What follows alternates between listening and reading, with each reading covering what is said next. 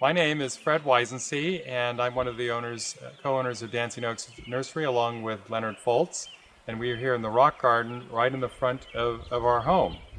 And so when choosing the kind of garden style for around our home, fire resistance was a major consideration. And rock gardens, just by their having their rocky presence, are very low fire risk, and also their plants are much lower and not very woody. And many of them are succulent, and so they also don't burn well. So for this environment, we thought close to the house, a rock garden would be nice.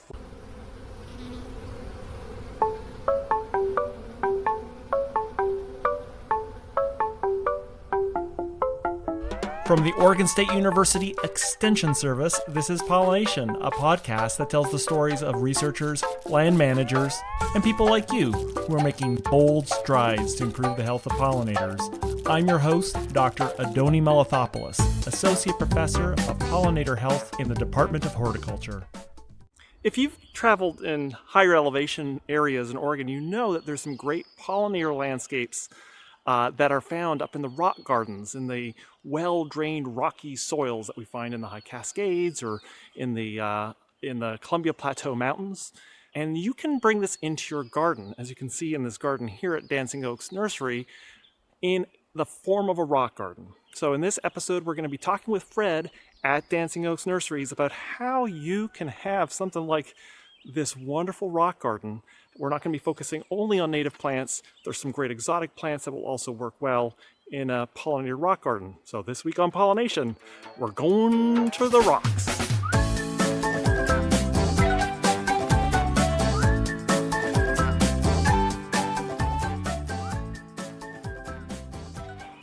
My name is Fred Weisensee, and I'm one of the co-owners of Dancing Oaks Nursery, along with Leonard Foltz.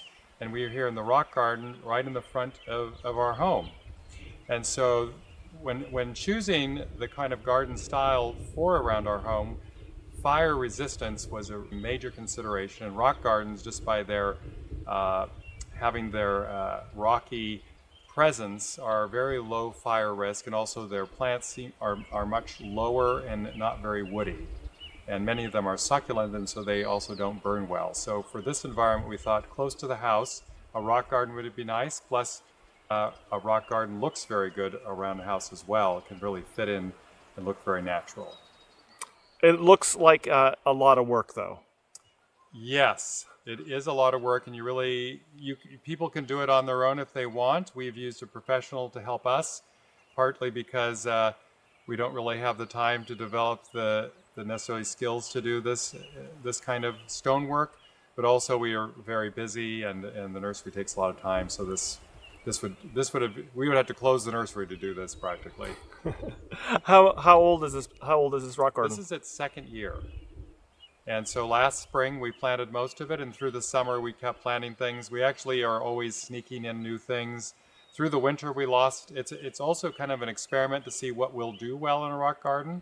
We're learning how some things may be doing too good and we're going to have to take them out, or they just didn't survive at all. This was a tough first winter for many of the plants because we had that very cold snap in mid-January, which killed some things. Fred, let's go take a look. Okay.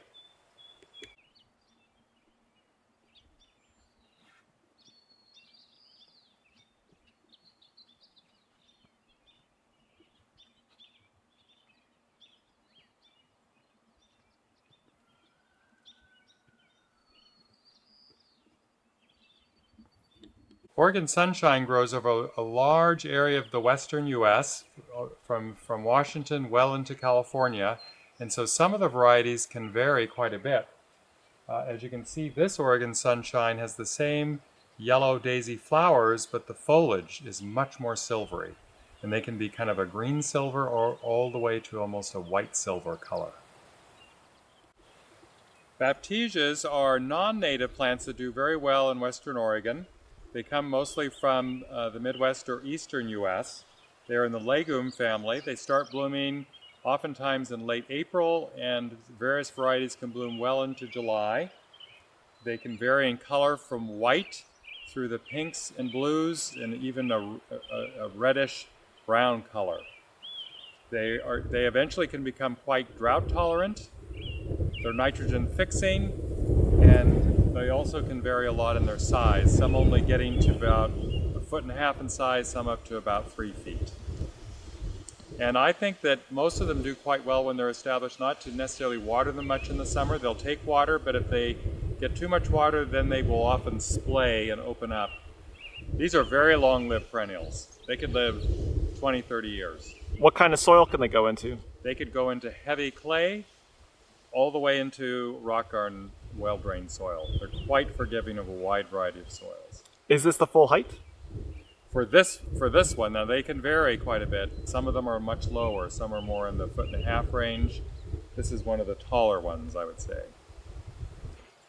We're going to talk about Catherine DeMar, a very long-blooming penstemon that also is fairly forgiving. Here she's growing in a rock garden situation, which has very good drainage, very sunny, and the soil is fairly not very enriched. But also we have her growing in clay meadow areas, as long as she doesn't have too much competition. She's been blooming at least 4 to 6 weeks already, and will keep blooming probably another few weeks, and then we will shear her back, and then she'll start reblooming in about a month after that, until probably the end of summer. And establishing penstemons. Penstemons, if they're a species, they can be established by seed or by small plants that would be already potted. And I would say that most of them are going to establish best in the spring. Oh, really? Not the fall? Not the fall so much. And so you need well-drained soils, but you said that some of these penstemons can take a little bit. Yes, some are more forgiving with clay soils. I wouldn't say they would want it really wet during the summer. There could be some natives from the East Coast that would take that, but here, most of the Western penstemons would not tolerate that. Tell us a little bit about how, in rough sense, what's underneath this, this rock wall? What's you talked about not enriched and well draining. So the soils what you'd use as a substrate or soil for a rock garden needs to be fast draining. So it can have some regular soil, but it also needs to be amended with something like some sand, perhaps, some larger particles that are like pumice would also be good, or lava is another, crushed lava rock would be another possibility, or just some small sharp rocks would also be good. That would help add to drainage. Tell us a little bit about the colors, the different kinds of penstemons that you can get. So this is one that's very forgiving, you were saying, that Yes. can be grown under a lot of conditions. But what else? What else is out there for gardeners to There are many plant? penstemons. They can be colored everything from white through the pinks and blues to purples and reds. And there are even some that are probably very, almost black purple. Oh, really? Wow. Orange probably would be another possibility, definitely. Reds and oranges. Is the growth habit always like this, kind of a spreading, cascading I would plant? say that it's a pretty common sort of growth habit, but they can vary quite a bit. Some can, if they come from higher mountain areas, they can almost be like mats on the ground. As they get into richer soils, more benign climates than a mountain crag, then they could be taller and more upright. So it kind of depends where they come from. So many of the penstemons that we grow in the rock garden here and in the nursery are Western natives, but there are penstemons from the Midwest and South and East. And some of them may need similar conditions, good drainage, but some of them are more tolerant of wetter conditions. This penstemon here with the tubular orange flowers, really beloved by hummingbirds, is actually from Arkansas and probably southern Missouri. And here it is tolerating rock garden conditions, and I suspect it would probably tolerate a little heavier soil as well. So this small penstemon here, which is actually evergreen, is a good example of the penstemons that come from alpine areas. And this comes from alpine areas here in Oregon and then the West Coast. It's called the pink holly penstemon, and it can spread into kind of a mat. And it blooms fairly early, actually starting in April. This one has pink flowers, but they can also be more blue or almost purple, some of these evergreen alpine penstemons. They need good drainage, and so a rock garden is a good example, or something that is mounded that has a vaster growing soil. They're also very drought tolerant. Can you tell us a little bit about how to water penstemon? I imagine they must have deep roots. I would say that the penstemons, once they're established, minimal. You want to make sure whatever watering regime you're doing, that they need to dry out between, because what could kill them is a constant wet for these alpine penstemons. Knowing where they come from makes a big difference in how you're going to treat them, and really the alpine ones really won't tolerate. Most of them are not going to really tolerate being constantly wet in a heavier soil.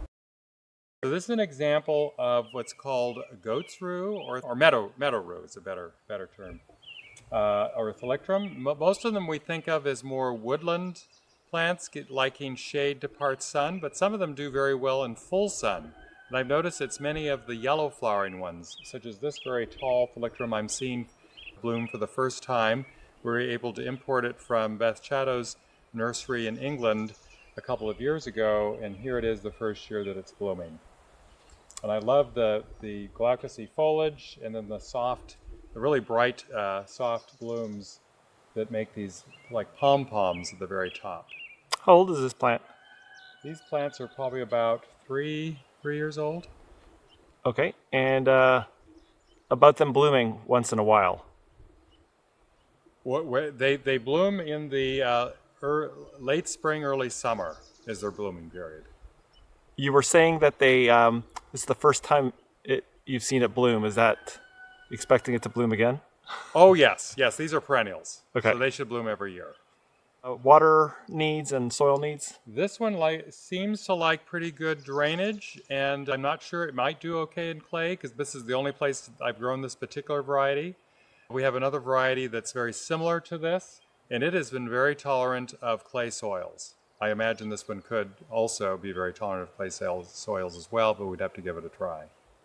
One of my favorite spireas, which are usually small shrubs, some of them are native, but this variety is from Taiwan, and it's proven itself to be quite hardy here and quite adaptable.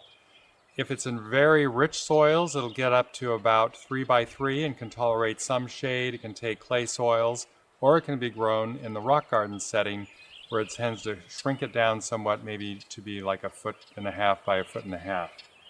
And I really like how it holds its leaves very close to its stems, which give it a very different look. And it does need a little water in the summer, so I wouldn't say that it's completely xeric. So a little water is going to make it thrive more.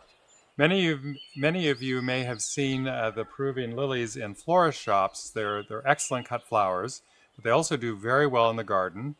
They are all native to South America, and South America also has hummingbirds, even more varieties of hummingbirds than we have, and our hummingbirds very much love this plant. This particular variety, and many of the varieties, will start blooming in late May and will bloom all the way through until fall. And they often don't take a lot. They take a little summer water, but they don't necessarily take a lot of summer water. And they can vary quite a bit in color. They're usually not a pure color. They usually have some brushes of other colors, such as gold and oranges and reds are very common. Sometimes some purple as well. Is it a bulb? So it's rhizomatous. Okay. So many people are very familiar with the Digitalis purpurea, which grows. It's from Europe, but it does grow largely through all through Western Oregon, and it's a biennial. But there are many other Digitalis that are not naturalized here and are actually perennials. One of them being this one is the first time I'm seeing bloom. This Digitalis Georgiana from probably Eurasia, Asia Minor, Turkey, for instance. And it has dark stems and then these lighter colored flowers with a beautiful netting. And bees are often their pollinators. These also generally tend to be pretty drought tolerant as well. Did you say it was a perennial? It is. Long-lived? I don't know for sure. And water requirements. My experience has been that the perennial pen stems are long-lived. I mean, when I say long-lived, 10 years at least. And this is a low water need. Thank you so much for listening. Show notes with links from each episode are available at the website pollinationpodcast.oregonstate.edu. I also love hearing from you, and there's a form at the website where you can pop in and say hello and give me feedback.